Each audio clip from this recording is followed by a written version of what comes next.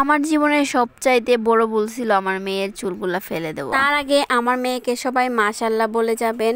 আর 5টা মায়ের মতো আমারও অনেক স্বপ্ন ছিল আমার মেয়ের চুলগুলা একটু বড় হবে, আমি সুন্দর সুন্দর ক্লিপ কিনবো, ব্যান্ড কিনবো, তার চুলে লাগিয়ে দিব, অনেক সুন্দর করে ঝুটি করে দিব। কিন্তু হঠাৎ বোধ চাপলো যে আমার মেয়ের চুলগুলো আমি ফেলে দিলাম। এত সুন্দর চুলগুলা কেন যে ফেলে দিলাম, এখন শুধু আফসোস করে আমি জন্মের চুলগুলা রেখে দেই। প্রথম থেকে আমার ইচ্ছা ছিল যে আমি আমার মেয়ের চুল ফেলবো না। তারপর আমার মেয়ে যখন অসুস্থ হয়ে পড়ে অনেক বেশি, তখন জন্মের 45 দিনের দিন সবার কথায় আমি চুলটা ফেলে দিই। সবাই বলছিল যে চুলের জন্য হয়তো অসুস্থ হইতেছে, তখন আর কুসংস্কার বা অন্য কিছু মনে মানতেছিল না। আমার মেয়ে সুস্থ থাকলে চুল অনেক হবে, কারণ প্রথমবারের মতো চুলটা আমি ফেলে দেই। কিন্তু দিন যায় মাস যায়, কিন্তু আমার মেয়ের চুল আর বড় হয় না। তখন অনেক আফসোস করলাম, হ্যাঁ হ্যাঁ কেন যে আমি চুলটা ফেললাম।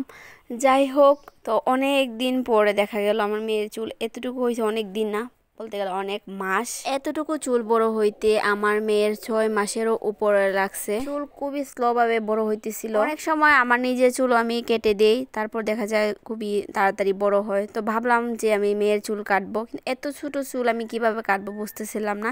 তারপর ভাবলাম যে আবারও একবার চুলটা ফেলে দেই, যদি তাড়াতাড়ি বড় হয়। তাছাড়া মেইন আরেকটা সমস্যা হয়েছে, চুলগুলা মানে অনেক বেশি ঘেমে যায়, যার কারণে আমার মেয়ের মানে সবসময় ঠান্ডা লেগেই থাকে।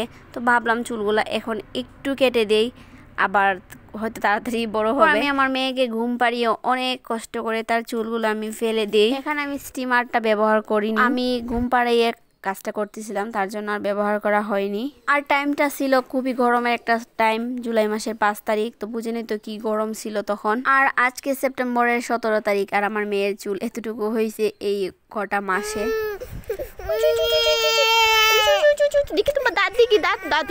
যাই হোক, বুঝতে পারলাম আমার মেয়ে আমার মতো পায়নি, আমার মেয়ের চুলের গ্রোথ খুবই কম।